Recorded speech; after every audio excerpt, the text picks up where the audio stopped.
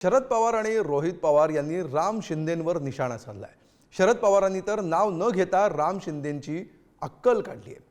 उभं करायला अक्कल लागते, उभं केलेलं उद्ध्वस्त करायला अक्कल लागत नाही असं शरद पवार यांनी म्हटलंय। माझ्या आधी असणारे आमदार मंत्री होते, मात्र चौंडीमध्ये कुठलाही निधी आणला नाही। भाषण करताना अहिल्यादेवींचे वंशज असल्याचं सांगतात, मात्र खरंच आहेत की नाही हे विशेष असं रोहित पवार यांनी म्हटलं।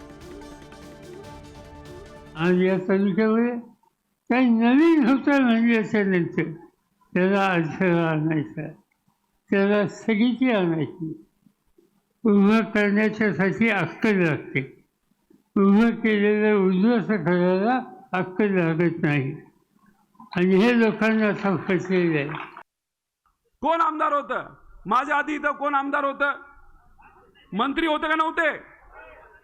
किती खात्याचे होते?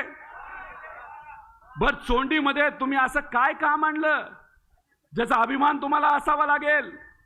भाषण करत असताना फक्त तुम्ही त्या कुटुंबातले आहात। आता खरं काय हे युवराजच आपल्याला सांगू शकते खरंच ते वंशज आहेत का नाही, पण त्याच्या खोलामध्ये मी जाणार नाही। पण अहो, भाषणामध्ये राजकारणासाठी तुम्ही फक्त नावाचा वापर करता, आणि मग तुम्ही जेव्हा सत्ता तुमच्याकडे असते 1 रुपया सुद्धा तुम्ही तिथं आणत नाही।